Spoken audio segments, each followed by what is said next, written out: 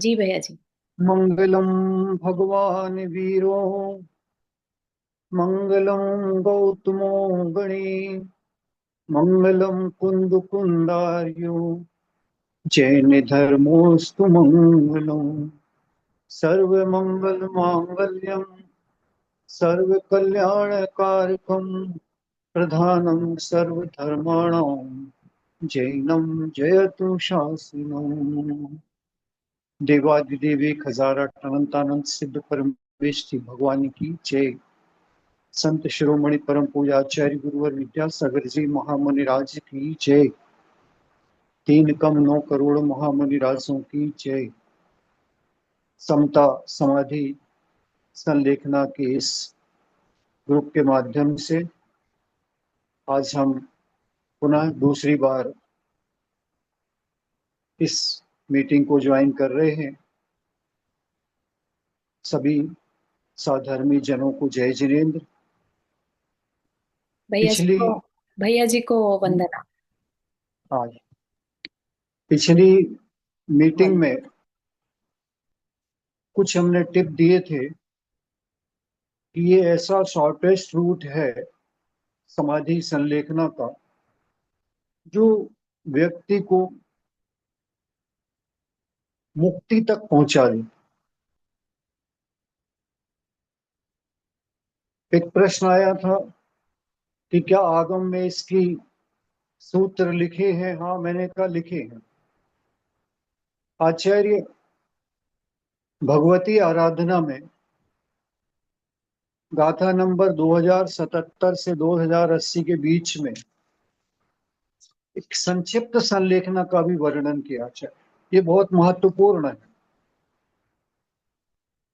आचार्य लिखते हैं, सहसा मरण उपस्थित हो जाने पर, एक तो क्रम से है, वृद्धावस्था आई आए हैं, बढ़ रहे हैं, चलते चले जा रहे हैं और आयु समाप्त होने को।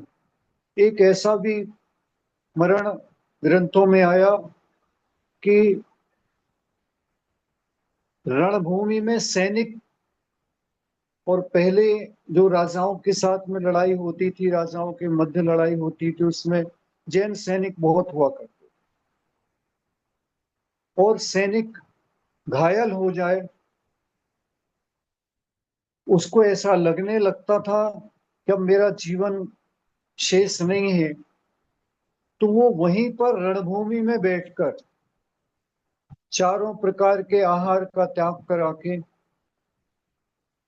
सबसे क्षमा याचना करके, कोई नहीं है उसके साथ, अकेला है, लेकिन बुद्धिपूर्वक वही रणभूमि में जैसा है वैसे ही बैठ गया, हाथ जोड़कर सबसे क्षमा याचना की, सबको क्षमा किया और चारों प्रकार के आहार को त्याग करके और भगवान पंच परमेष्टि की आराधना नमोकार आदि पढ़ना उसने शुरू किया, और इसके बीच में उसने प्राणों का त्याग किया। तो आचार्य लिखते ये भी संलेखना है। तो आचार्य 2077 गाथा में लिख रहे हैं, सहसा मरण उपस्थित होने पर, जीवन की आशा रहने पर भी अथवा परिजनों के द्वारा मुक्त न किए जाने पर भी, अंतिम संलेखना धारण न करके सिर्फ अपने दोषों की आलोचना पूर्वक शल्य रहित अपने ही घर में संस्तर पर, जिसको संस्तर चिटाई इत्यादि बिछाकर एक संस्तर स्थापित कर लिया, और स्थित होकर देश व्रती श्रावक अपने वहां व्रतों को लेकर, नहीं है व्रत तो व्रतों को लेकर अथवा अपने व्रतों सहित मरण को भी बाल पंडित मरण कह रहे हैं। जो मरण गिनाए हैं उसमें बाल बाल मरण मिथ्या दृष्टि का, बाल मरण सम्यक दृष्टि का, बाल पंडित मरण व्रती श्रावक का, पंडित मरण मुनि महाराज के, और पंडित पंडित मरण जिनका ऐसे भव्य जीव जिन्हें केवल ज्ञान प्राप्त करके और मुक्ति को प्राप्त करना, उसी भाव से उन्हें पंडित पंडित मरण की संज्ञा दी। इसमें श्राप मरण को बाल पंडित मरण कह रहे हैं, और वह 2080 गाथा में कह रहे हैं, वह श्रावक मरकर नियम से सौधर्मादिक कल्पों में वैमानिक देवों में उत्पन्न होता है, और नियम से अधिक 7 भवों में मुक्ति को प्राप्त करता है। इसलिए मैंने पिछले एपिसोड में जो कहा था, ये शॉर्टेस्ट रूट है। अभी अपनी अनंतता का पता नहीं, अंत का पता नहीं, हम कब से भटकते आ रहे हैं और कब तक भटकेंगे। ये पर्याय जो मिली है, इसमें चेतना आई है, चेतना भर नहीं आई है। हम अपने बारे में समझने के लिए, अपने हित के लिए, आत्मा के हित के लिए समझने के लिए तत्पर हुए हैं। उसके लिए हमने उपक्रम किए हैं, उपाय किए हैं, पुरुषार्थ कर रहे हैं, और इस पुरुषार्थ का फल इस पर्याय में आना ही चाहिए, यहाँ से बीजारोपण होना ही चाहिए। ऐसा सोचकर आप सबों ने जो ये ग्रुप के माध्यम से अपनी जिज्ञासाओं को रखकर और आगे बढ़ने का जो उपक्रम किया है, वह निश्चित रूप से प्रशंसनीय है।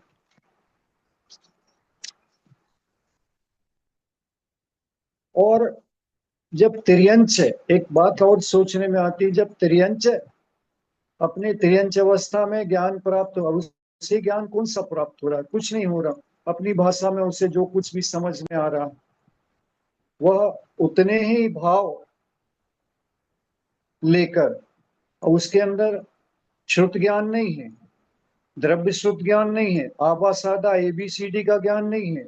उसको कोई बोल रहा तो वो समझ में नहीं आ रहा, लेकिन भाव श्रुत उसके पास उपस्थित हो जाता, भाव श्रुत उपस्थित हो जाता। और भाव श्रुत कैसे उपस्थित होता है, एक उदाहरण हम आपको दे रहे हैं। पूज्य आर्यनंदी महाराज जी थे, जिनकी संलेखना हो गई, बहुत बुजुर्ग थे। उनके पास में एक जर्मन शिष्य आता था, और वो साल में 2 बार आता था। एक बार महाराज जी का चातुर्मास यहाँ चल रहा था, और वो जर्मन शिष्य अपने अमेरिकन दोस्त को लेकर यहाँ पर आया था। उसके रहने की व्यवस्था की, वो आए, ठहरे होटल में, और तुरंत उसके बाद नहा धोकर वो आ गए। एक चौके में महाराज का आहार हो रहा था। आहार के समय पहुंचे, मैं उनको लेकर आया, और जैसे उनके घर पर चलने के लिए तैयार हुए, अंदर घुसने के लिए, तैसे दरवाजे के ऊपर दासे पर उसे जल दिखा। जल दिखा तो उसने जूते उतारे और शूज उतार कर उसने वो जल को माथे पे ग्रहण किया। मैंने उससे पूछा, व्हाट इज दिस? उत्तर दिया उसने, दिस इज गंधोदका। ये मुनि महाराज जब चौके के अंदर गए हैं, तो घर के बाहर जो उन्होंने पैर धोए होंगे, उसका ये गंधोदक तैयार हुआ है। तो इतनी श्रद्धा से मुझे शर्म आई कि शायद उतनी श्रद्धा हमें नहीं थी, या हम लोगों को नहीं थी, कि हम चौके के अंदर घुसने के पहले सोचते कि महाराज पैर धोकर गए होंगे, तो यहाँ पर पैर धोए, उनका गंधोदक है। लेकिन वह गंधोदक को इतनी श्रद्धा से ग्रहण कर रहा था। और उसके बाद में महाराज के आहार को देखा, दोपहर को, और दूसरे दिन जब महाराज जी के प्रवचन हुए, तो उसे बोलने के लिए 5 मिनट हमने कहा आप बोले, तो उन्होंने सिर्फ नमोकार बोला, और अपनी टूटी फूटी हिंदी भाषा में बोला कि मैं, आप महाराज जी क्या बोलते मुझे समझ में नहीं आता, भाषा से समझ में नहीं आता, लेकिन महाराज जी जो प्रवचन करते वो मुझे पूरा समझ में आता। और उसने आते आते महाराज जी के संसर्ग से खाली बैठकर, महाराज जी जो बोलते रहते उनकी मुख मुद्रा देखता रहता था, और मुख मुद्रा देखता था, कहते थे कि हमें सब कुछ समझ में आता। और उस भव्य जीव ने जर्मन अनुवाद किया तत्वार्थ सूत्र का। महाराज जी के प्रवचनों को सुन सककर इतनी प्रेरणा मिली कि तत्वार्थ सूत्र पढ़ा, और तत्वार्थ सूत्र का जर्मन उन्होंने ट्रांसलेट करके और प्रकाशित कराया था। तो ये हम कहना चाह रहे हैं कि द्रव्य श्रुत भले कम होता है, द्रव्य श्रुत ना भी हो, अपन पढ़कर आए हैं आगम में कि मुनि महाराज को कुछ नहीं था, रमोकार भी याद नहीं आ रहा, कुछ समझ में नहीं आ रहा, फिर भी जो श्रद्धान हो जाता है कि यही है, ऐसा ही है, यही मोक्ष मार्ग है, अपनी भाषा में भी वो उसे स्वीकार कर लेते हैं, अकाट्य रूप से स्वीकार कर लेते हैं, और उसको फॉलो करते हैं और उछल कर इतनी कम पर्यायों में मुक्ति को प्राप्त करते हैं कि वह विचारणीय है। इसलिए हम सभी भी निश्चित रूप से, भले हमें ज्ञान कम हो, शास्त्रीय ज्ञान कम हो, आगम का ज्ञान कम हो, चलेगा, लेकिन हित अहित का ज्ञान क्या मेरे लिए उपयुक्त है, क्या मेरे जीव आत्मा के लिए उपयुक्त है, क्या मेरी आत्मा के लिए उपयुक्त है, क्या मुझे करने योग्य है, बस इतने में जिसकी दृष्टि लग गई है वह छलांग लगा जाए। और जो बहुत हुआ पूरे पढ़ते पढ़ते अपनी जीवन निकाल देगा, उसका श्रुत ज्ञान के ऊपर तो अटका रहेगा भाव, लेकिन भाव श्रुत उसके अंदर आ पावे ऐसी शंका लगी रहती। इसलिए और एक बात आपको स्पष्ट करूं कि जिस समय संलेखना का समय होता है, अंतिम समय होता है, शरीर में वेदनाएं तो होती हैं, बुद्धि भी उतनी काम नहीं कर पाती, विवेक भी कम होता है, लेकिन उसने जो कुछ जीवन में पाला होगा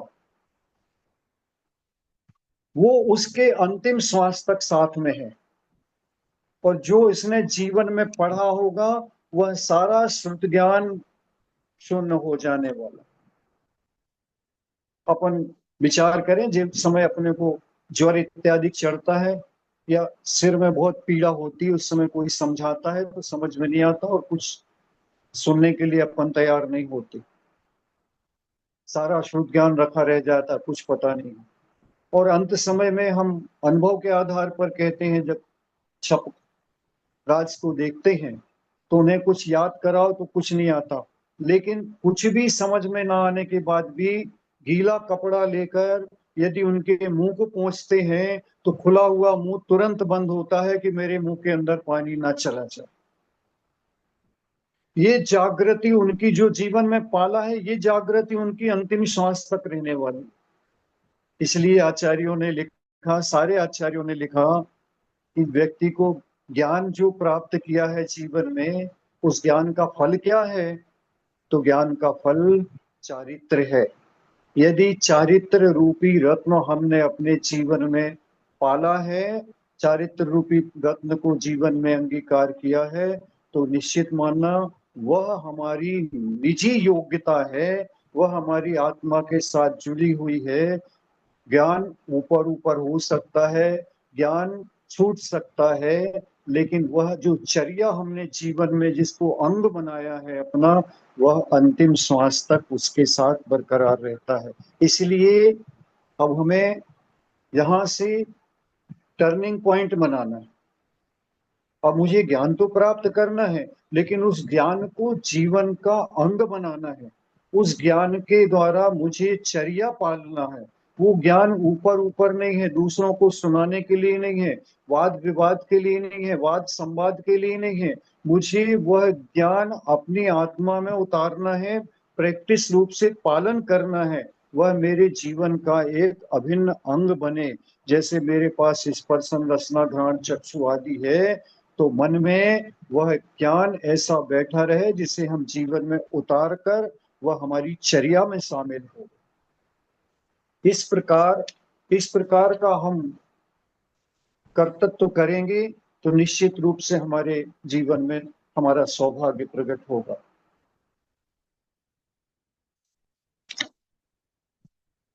बहुत सी बातें ये आती हैं कि सर्वप्रथम कहाँ से शुरू करें। यदि संलेखना करने के जो अभिलाषी हैं वह अपनी वृद्धावस्था को प्राप्त हो गए हैं, कई लोगों के प्रश्न थे, एक से प्रश्न थे, दो तीन प्रश्नों कि वृद्ध घर पर है, इनको संलेखना के लिए कैसे अग्रसर किया जाए, क्या उन्हें आगे बढ़ाया जाए। हम कहें उनको शायद मृत्यु से भय लगने लगे या बुरा माने, निश्चित रूप से आप स्वयं नहीं कहें, उन्हें कुछ संयोग दें, जैसे रोज उनके चर्या में शामिल करें कि एक समाधि भक्ति, समाधि संलेखना हेतु जो प्रकरण आपके दृष्टि में आते हैं वो उन्हें सुनाएं। उनको रोज ऐसी भक्ति सुनाए जो बहुत सी यूट्यूब पर पड़ी हुई है, कि जो जैसे तेरी छत्र छाया भगवान है, या दिन रात मेरे स्वामी है, ऐसी जो भक्तियां हैं ये उनको निश्चित रूप से सुनने के लिए थी। उससे उनके अंदर का गौरव जगेगा, अंदर में स्थिरता आएगी और अंदर का साहस बढ़ेगा। बड़ा समाधि मरण 24 घंटे में एक बार जरूर वो भी सुने, और अपन भी अपने पास जब समय हो, भले अपन बिस्तर पर आ जाए, बिस्तर पर लेटे, नींद नहीं लग रही उस समय अपन 20-30 मिनट का लगा ले और उसको सुनते हुए अपनी आत्मा में स्थिरता बढ़ाए। बिना पुण्य के, और पुण्य भी सामान्य नहीं चाहिए, गाढ़ा पुण्य चाहिए, गाढ़ा पुण्य चाहिए, उसके बिना संलेखना बहुत दुर्लभ है। इसलिए अभी अपने पास समय है कि अपन धीरे धीरे करके अपने पुण्य को प्रखर करना है, गाढ़ा करना है। ऐसे ऐसे लोग संलेखना कर जाते हैं कि जो पता नहीं चलता जीवन में, वास्तव में साक्षात सामने पर्याय में तो इतना पुण्य दिखाई नहीं पड़ता, लेकिन इनके पूर्व का पुण्य इतना इकट्ठा होकर आता है सामने कि वह तात्कालिक रूप से भी प्रस्तुत होकर और अपनी छलांग लगा जाते। तो पुण्य को गाढ़ा करना है, और पुण्य को गाढ़ा करने के लिए सबसे पहले उसके विपरीत पाप प्रकृतियों को रोकना पड़ेगा। जीवन में अपनी दिनचर्या का एनालिसिस करना पड़ेगा कि मैं सुबह से शाम तक सबके लिए सब कुछ करता हूं, अपने लिए क्या करता हूं? परिवार के लिए करते हैं, बेटे बेटियों के लिए करते, बुजुर्गों के लिए करते हैं, सबके लिए करते, अपने लिए क्या करते? हमारे जीवन में रात्रि को सोने के पहले 5 मिनट एनालिसिस करना। एक कॉपी रख लो, एक कॉपी में लिख कर रखो कि आज मैंने ये कार्य किए, इस कार्य में इतने इतने तो आवश्यक थे, ये अनावश्यक कार्यों में भी आज 30-40-50 मिनट 1 घंटा मैंने बर्बाद किया। यदि हम अनावश्यक कार्य नहीं करते तो भी हमारा काम चलता। आचार्य बस इसी को संकेत करते हैं, आवश्यक को जरूर करो, जो अपने ऊपर जिम्मेदारी है उसको निर्वहन अच्छी तरह से करो। परिवार में है तो परिवार के भरण पोषण का काम अच्छी तरह से करो, मन लगा कर करो।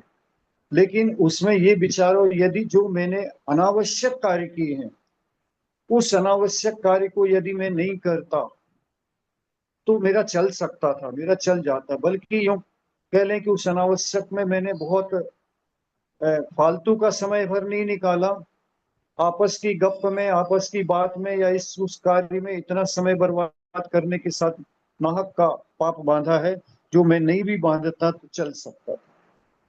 ये सोच जिस दिन हमारे अंदर विकसित हो जाएगी, विश्वास रखना उस दिन से हमारा जीवन का नया उदय प्रारंभ हो जाए। खाली और सोचना है, और कुछ नहीं सोचना, अपने लिए 5 मिनट देना है कि आज अनावश्यक मैंने क्या किया। उस अनावश्यक को कोशिश करना है मुझे कि कल से नहीं तो परसों से, 2 दिन 4 दिन 6 दिन लगातार सोचते रहेंगे तो वो एक अनावश्यक भी एक दिन अगर हम कम कर पाए, जीत लेंगे, तो उस दिन अपनी प्रशंसा करना कि आज मैं सतमार्ग पर चल गया, कि मैंने अपने समय की कीमत जानी है और अपने जीवन के उस बहुमूल्य क्षण में से एक क्षण बचाया है जो अनर्थ करने वाला। बस उतने पाप बचना शुरू होंगे, अपने आप सोच बदलेगी, और सोच बदलेगी बदलेगी तो निश्चित रूप से हमारा पुण्य का मार्ग और प्रखर होगा, और गाढ़ा होगा, और तवियरणम वैधरणम संयम शरणम च जीव दया करणम अंते समाहि मरणम चौगई दुखम निवारे। ये भावना भाई हमेशा है, भगवान चारों गतियों के दुख से छूटूं,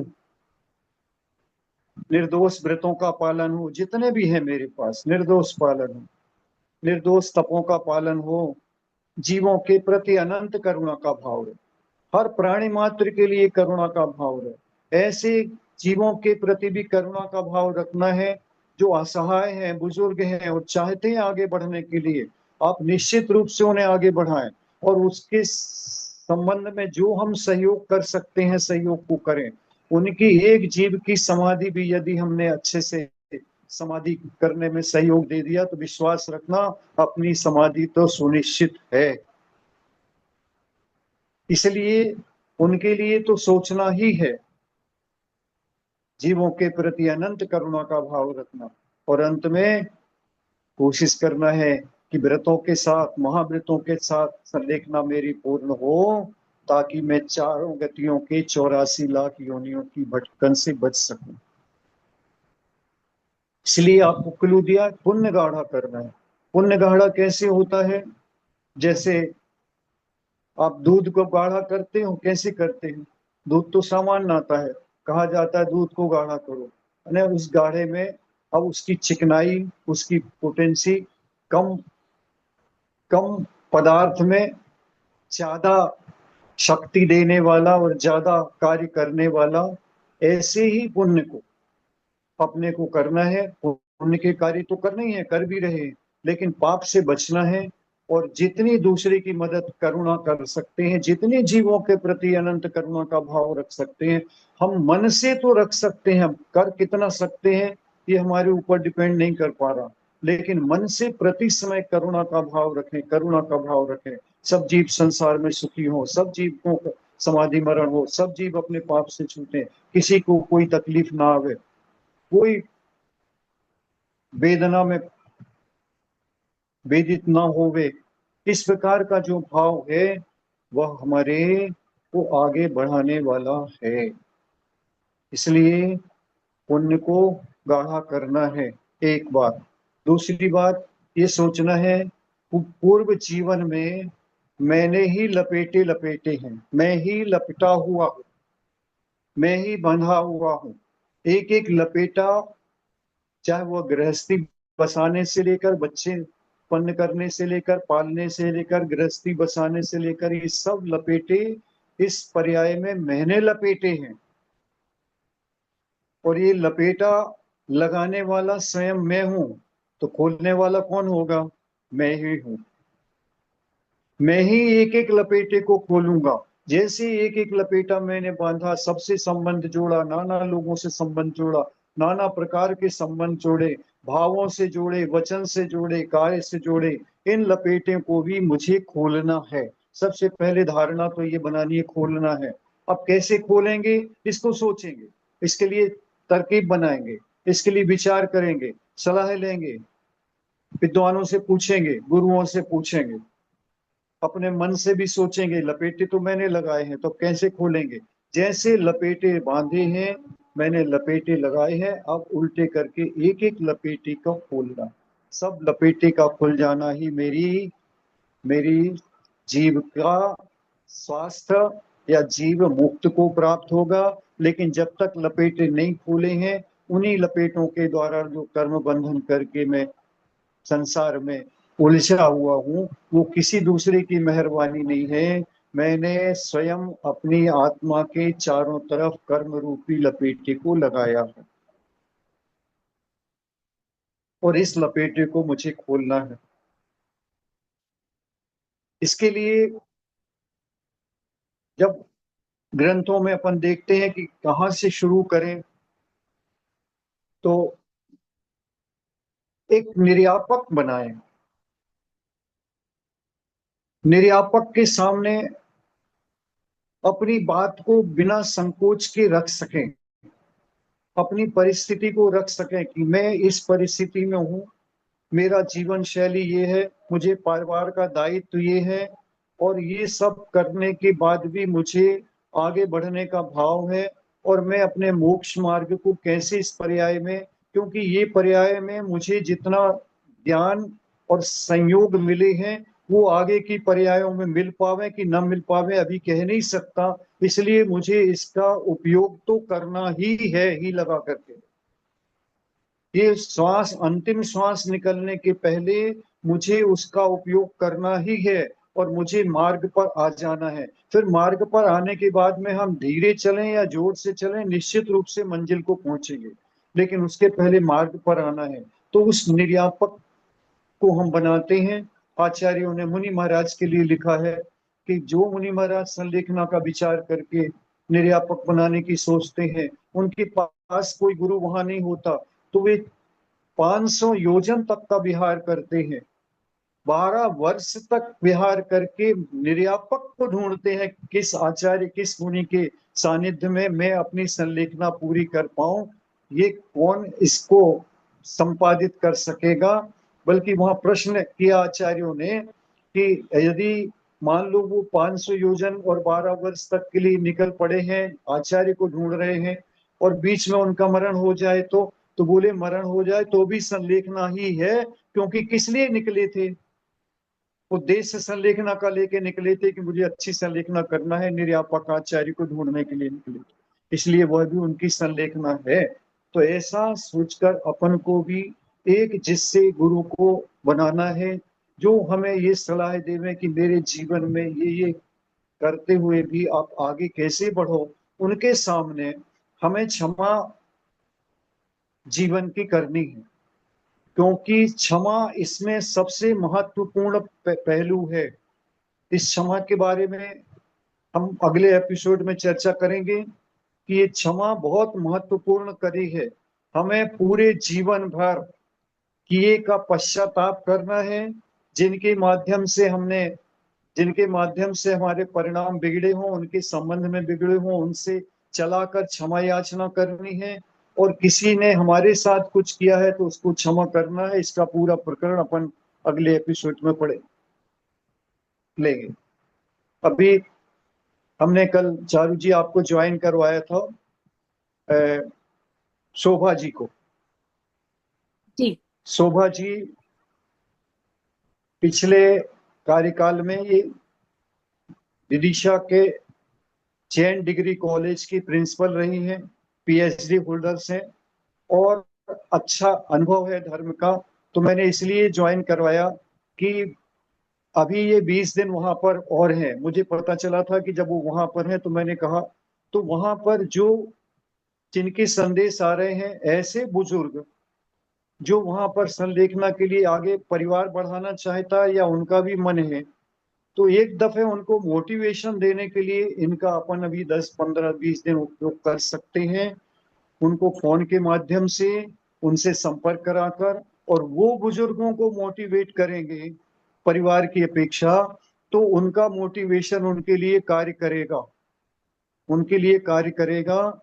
मुझे एकदम अचानक में कल स्मरण आया, तो मैंने कहा ये काम हो सकता है कि जो लोग अपने, यदि वो उनके घर के पास में है तो उन्हें ले जाकर भी करा सकते हैं घर में, नहीं है पास दूर है तो वे फोन के माध्यम से एक सीटिंग 2 सीटिंग 10 20 मिनट एक बार, 10 20 मिनट एक बार, ऐसे 2 3 बार उनको करा दें। भूमिका वो बना देंगी किस प्रकार आपको आगे बढ़ना चाहिए, और निश्चित आपका ये सोचना और परिवार का सोचना वंदनीय है। ऐसा करके भूमिका बन जाएगी। तो एक एपिसोड में हम उनको ज्वाइन करेंगे ताकि हम उनको उसके ऊपर और आगे का क्रम बता दें, तो उसके कारण वो भी उनका हौसला अफजाई हो। जी भैया जी, आज बात हो गई थी उनसे, वो माउंटेन व्यू जगह है यहाँ पर बे एरिया जी। में, हमारे घर हाँ, से आधे घंटे का रास्ता है, तो वहां पर है। ठीक है। हाँ जी, बात हो गई थी। तो 20 अगस्त ऐसे को वो यहाँ पर है। 3 4 लोगों के फोन मेरे पास आए थे। किसी ने कहा था घर में बुजुर्ग हैं, हम कैसे प्रोत्साहित करें। किसी ने के लिए इसका संलेखना के लिए स्व इच्छा जरूरी है, या किसी के द्वारा प्रोत्साहन तो करना, इसलिए निर्यापक आचार्य को कहा है कि वो हमेशा उस जीव को प्रोत्साहित करते हैं, आगे बढ़ाते हैं कि तुम आगे बढ़ो, तुम जो मार्ग पकड़ा है ये सही है। अपने अंदर एक चर्चा करनी थी मुझे समाधि की, लेकिन समय भी हो रहा है। अब 5 मिनट एक्स्ट्रा करें क्या? हाँ भैया जी, आप ले सकते 5 मिनट, बाकी सबको जिसको बहुत एक जल्दी है वो समाधि के लिए जा मैं सकते। कहता हूँ, देखो प्रोत्साहन का क्या प्रभाव पड़ता है। कटनी में एक समाधि हुई अभी इसी महीने जुलाई की, और इतनी उत्कृष्ट समाधि हुई है। एक समाधि की चर्चा तो मैं हर एपिसोड में करूंगा, जिससे थोड़ा प्रेरणा आएगी। तो वो आचार्य गुरु विद्यासागर जी महाराज के संघ को पहली बार, पूरे संघ को शिखर जी की यात्रा कराई थी पूरे परिवार ने, और पूरी व्यवस्था उन्होंने रखी थी। इतना उस समय दुर्लभ था, साधन भी नहीं थे, सब कुछ नहीं थे, जंगली मार्ग से आचार्य श्री गए थे, मुझे लगता। और 20 30 साल तक समाज के अध्यक्ष रहकर अनेक चातुर्मास कराए, अनेक संघों की विहार कराए। मुझे लगता था इस भव्य जीव की इतना पुण्य है, इतना पुण्य है, गाढ़ा पुण्य है, फिर भी वो दो प्रतिमा को लेने के बाद में चला रहे थे। आचार्य गुरुदेव से उन्हें शाम को सिर्फ जल ले रहे थे। इसके बाद भी जब वो मंदिर जाने में असमर्थ हुए तो उन्होंने एक दिन कहा मेरे छोटे भाई से, अब मैं प्रतिमा नहीं पाल सकूंगा, मैं छोड़ दूंगा, क्योंकि मैं मंदिर नहीं जा पा। तो उनको समझाया गया कि कोई बात नहीं, मंदिर नहीं जा पा रहे हैं आप, तो बाकी का तो सब पाल रहे हो, उसको तो पालो। घर में बैठकर आप पढ़ो, टीवी के सामने दर्शन करो, और घर में बैठकर पूजन करो, जिनवाणी स्थापित करके पूजन करो, और द्रव्य पूजन की मंदिर में भेज दो, दान की राशि भेज दो कुछ, ये तो कर सकते। बोले हाँ ये कर सकते। इसके बाद भी चलता रहा, चलता रहा, और उन्होंने धीरे धीरे करके मात्र 2 4 घूंट पानी ले पा रहे थे, जल 24 घंटे में एक बार दो बार, और उसके बाद भी आगे बढ़ने में साहस नहीं कर पा रहे। हम गए उनके पास में, हमें बुलाया, हम गए, और हमने कोशिश की बात करने की, तो वो हाथ झटका दिया उनने। उस दिन पता चला कि किसी की सुन नहीं रहे, वो सबको भगा दे रहे पास से। हमने देखा 10 मिनट बैठ के, और उसके बाद हम बैठ गए उनके पास, उनके बिस्तर पर बैठे, और उनसे सुनाना शुरू किया। उनने हमारा हाथ पकड़ लिया, नहीं सुनना है, हाथ अलग करके हमसे वो, मैं जिद पकड़ के, जैसे वो जिद पकड़े थे, मैं जिद पकड़ कर बैठ गया। मैंने कहा मैं आज बिना सुनाए उठूंगा नहीं। आपकी आपकी मुझे बहुत चिंता है, मैं बिना सुनाए नहीं उठूंगा। आपने अनेक 10 बार कहा मुझसे कि मुझे संलेखना करनी है, अच्छा करना है, सब कुछ करना है, और अभी आपके बेटे ने बुलाया है 2 दिन 3 दिन से कह रहा, तब मैं आया, बिना बुलाए नहीं आया, आपको सुनना पड़ेगा। और वो नानुकुर करते रहे, और आधा घंटे मैंने उनको खूब फीट किया। आप क्या कर रहे हो, आप जेब में पैसा रखकर भूखे रह रहे हो, ऐसा कौन आदमी होगा बताओ। आपके पास पैसा है, आप पैसे से सामग्री नहीं खरीद पा रहे, आपके पास इतना पुण्य है, और उस पुण्य के माध्यम से आप आगे नहीं बढ़ पा रहे हो, कैसी बाधा लगा के रखिया। खूब करके फीड कर दिया। मैंने कहा अच्छे विचारशील व्यक्ति हैं, इतना इनको फीड करेंगे तो सोचेंगे। और उसका परिणाम आया, मैं आ गया सतना वापिस, और 3 दिन बाद मुझे खबर आई कि वो आज सवेरे कह रहे थे कि चलो लेकर मुझे चलो, और पास में क्षेत्र बन गया है नया, उसमें लेकर चलो मुझको, ऐसा कह के। तो परिवार ने कहा ठीक है, उसकी सफाई करवा लेते हैं और आपको ले चलेंगे। उसके पहले मुझे ऐसा लगा कि ये व्यक्ति चूक जाएगा, इसके जीवन में शेष समय नहीं है ज्यादा, और ये आगे नहीं बढ़ने की कोशिश कर रहा। तो मैंने पूज्य प्रमाण सागर जी महाराज जी को बात करी, और महाराज जी से कहा कि महाराज जी इनको आगे बढ़ाएं, आपसे भी बहुत जुड़े हैं। तो बोले अच्छा तुम पहुंचो फिर से। मैं दूसरे दिन पहुंचा, महाराज जी से सामने रूबरू कराई, और उसमें महाराज जी ने 2 बजे जो कुछ उनसे कहा, उन्होंने हाथ जोड़ के पूरा पूरा स्वीकार किया। हाँ ये करना है, हाँ करना है, ये करना करना है, घर छोड़ना, हाँ छोड़ना है, धर्म वहाँ क्षेत्रनोदय में क्षेत्र में जाना, हाँ जाना है। क्योंकि उनके घर से मैं चाहता था उस कमरे में दिन भर सबका आना जाना, कॉमन रूम, और उसके बाद में शुद्ध हवा नहीं मिल रही है, एक दफे घर नहीं छोड़ेंगे, परिजनों का मोह नहीं छूटेगा, इनकी लपेटे नहीं छूटेंगे, तो ये आगे बढ़ नहीं सकेंगे। ये किसी तरह एक दफे 2 किलोमीटर दूर पर बहुत, सुधा सागर जी महाराज ने बहुत अच्छा सुंदर क्षेत्र बनाया, बहुत अच्छा जलवायु है, आब हवा खुली है, खेतों की हवा है। तो मैंने कहा यहाँ पर इनको लेके जाना, सारी व्यवस्थाएं वहां पर सब नई तरीके से सब कुछ है। और पूज्य प्रमाण सागर जी का एक चातुर्मास हो गया अभी, सुधा सागर जी के माध्यम से 3 सुंदर मंदिर, बड़े विशाल मंदिर बने हैं, उनका पंचकल्याणक हुआ है।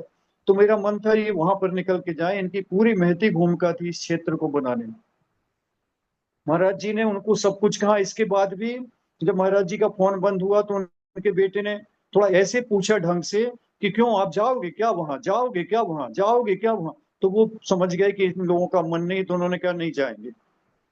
महाराज जी के कहने के बाद, स्वीकार करने के बाद भी चर्या तो आगे बढ़ी। हाँ ये व्रत आगे बढ़ेंगे, 10 प्रतिमा के व्रत हो गए महाराज जी के माध्यम से। नाम उनका हो गया सुदृढ़ सागर जी, क्योंकि दृढ़ता उनके अंदर आई तो महाराज जी ने लेकिन वो जाने के लिए और बाहर घर से पैर निकालने के लिए फिर रुक गए। अब हमने भी कहा गड़बड़ हो गया, चलो छोड़ दिया 2 3 दिन। एक दिन सवेरे उन्होंने चला के कहा मुझे ले चलो। फिर दोपहर को 2 बजे महाराज जी ने भी आशीर्वाद दिया। उसके बाद भी परिवार इकट्ठा हो गया, सब कोई रोने लगा, कोई कुछ करने लगा, तो वो फिर लेट गए। तो छोटे भाई ने कहा कि देखो आप लोग अब गड़बड़ नहीं करना, वो अगर उनके मन में है तो वो शाम तक फिर कहेंगे एक बार कि मुझे लेके चलो। और गाड़ी भी घर के दरवाजे पर खड़ी करो, दूर से लाओगे या गैरेज से निकालोगे, जब तक फिर भाव बदल सकते हैं, तो आप तो गाड़ी यहीं खड़ी करो। और शाम को मुझके भाई ने कहा, छोटे भाई ने, कि आप भैया आप निकलो सतना से तुरंत। मैं निकल गया यहाँ 6 बजे, कटनी पहुंच गया। और कटनी पे स्टेशन पहुंच कर निकले, इतने में पता चला कि वो, उन्होंने तुरंत कहा, पलकों से बहुत जोर से बोल नहीं पा रहे थे, लेकिन बड़े जोर से चिल्ला कर कहा कि गाड़ी निकालो, लाओ गाड़ी। और गाड़ी में बैठे और क्षेत्र को चले। मैं भी पहुंच गया। बस इतना अच्छा हुआ। वहां पर हमारी सहयोगी के रूप में 2 ब्रह्मचारिणी बहनें हैं, उनको मैंने बुलाया। और दूसरे दिन रात को मैं वहीं सोया, 5 दिन वहीं सोया। और दूसरे दिन से चर्या चलाई। इतना इतना फर्क हो गया, दिन और रात का फर्क हो गया। जैसे कोई 5% वाला हो और 95% वाला हो, इतना फर्क हो गया चर्या में। और 2 दिन की चर्या, 3 दिन की बाद निकलने के बाद मुझे ऐसा लगा कि आज इन्होंने पानी पी नहीं पाए, तो भी मैंने कहा आपको पीना तो है, कुल्ला करो। तो मुंह डोब कर उन्होंने कुल्ले किए और उससे उनका कफ अफ निकला।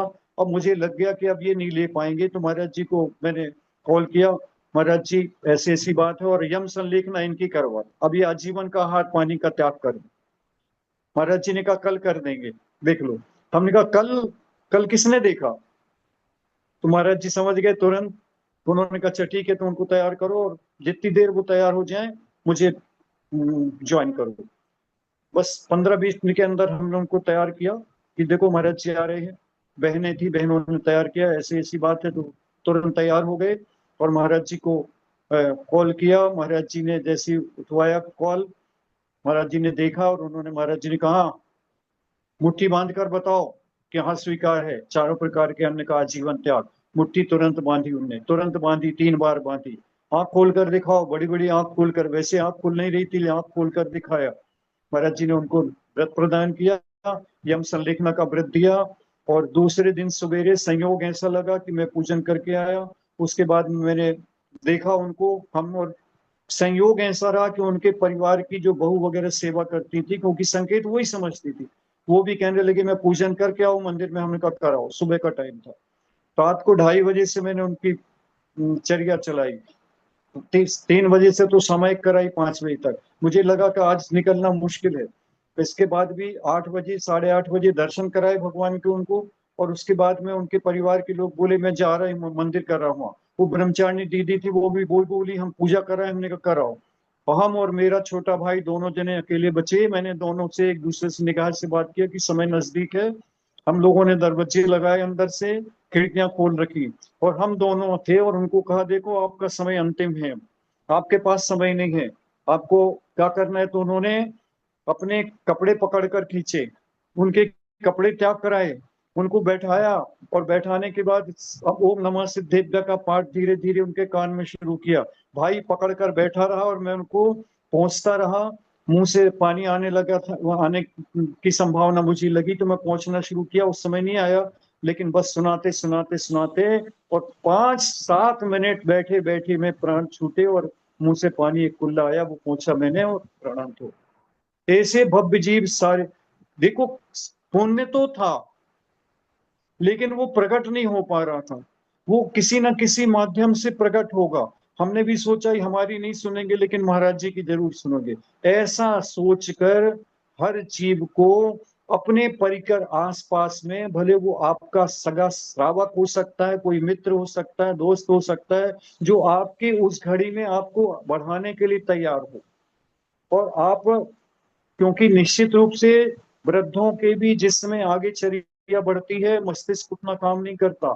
इसलिए धर्मात्मा निकट हो, चर्चा धर्म सुनावे, वे सावधान रखे गाफिल न होने पाऊं।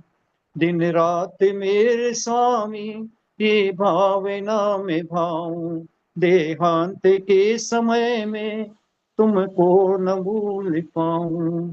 इस एपिसोड को यहीं पूरा करते हैं। आगे के एपिसोड में पुनः अपन इंडिया का मंगलवार, आपका सोमवार की शाम को पुनः एकत्रित होंगे। तब तक के लिए सभी को जय जिनेन्द्र। सभी हमें क्षमा करें, हम भी सबको क्षमा करते हैं। ओम नमः। सबको क्षमा, सबसे क्षमा। वंदना भैया जी, वंदना वंदना भैया जी। वंदना भैया जी। वंदना भैया जी। वंदना वंदना भैया भैया जी। जी। वंदना भैया जी। वंदना भैया जी। इसकी रिकॉर्डिंग क्लिप हमें डाल देना, जी। वंदना भैया जी। सबको रिकॉर्डिंग मिल वंदना जाए। भैया जी। ग्रुप में डाल देना, ग्रुप से भेज देना। जी जी वंदना भैया वंदना जी। भैया जी। हाँ हाँ, सबको वंदना भैया जय जी। जिनेन्द्र, सबको जय वंदना भैया। जिनेन्द्र। जय जय